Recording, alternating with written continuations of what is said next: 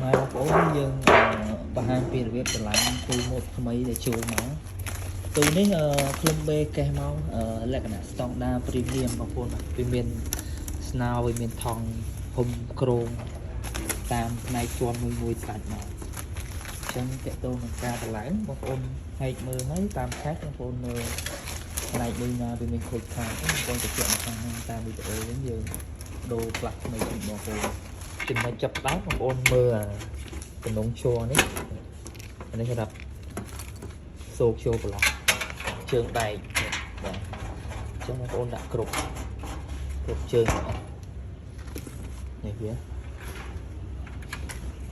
យើងដាក់ចង្កត់ឲ្យអុកចូលសងខាងទៅថែមអានេះវិសវាបងប្អូនវិសវាធំ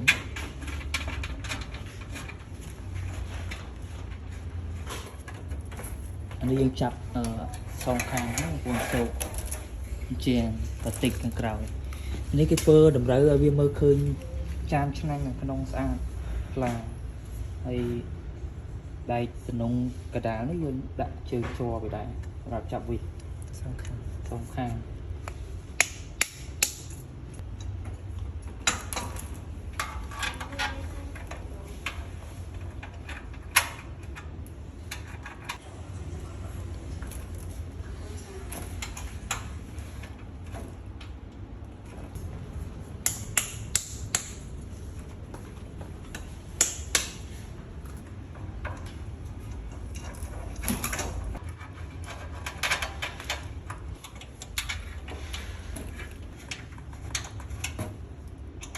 อันนี้จะโบเล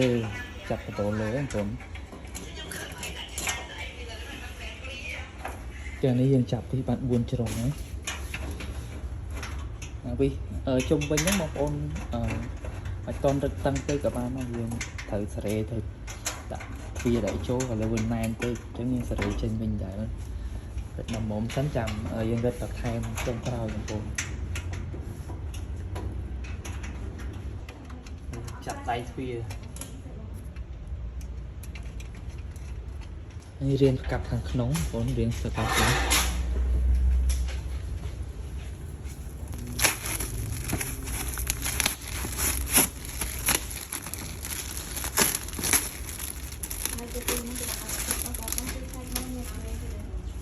ៅនឹងកលឹកកឹបឡុកយើងចកត់មកខាងពុកបាយបងប្អូនហើយដាក់ចូលទៅអានេះដាក់ស៊ីទ្វារសូកខាងលើរៀនកាប់ខាងលើដាក់ចូលនេះថាកម្រោទឹក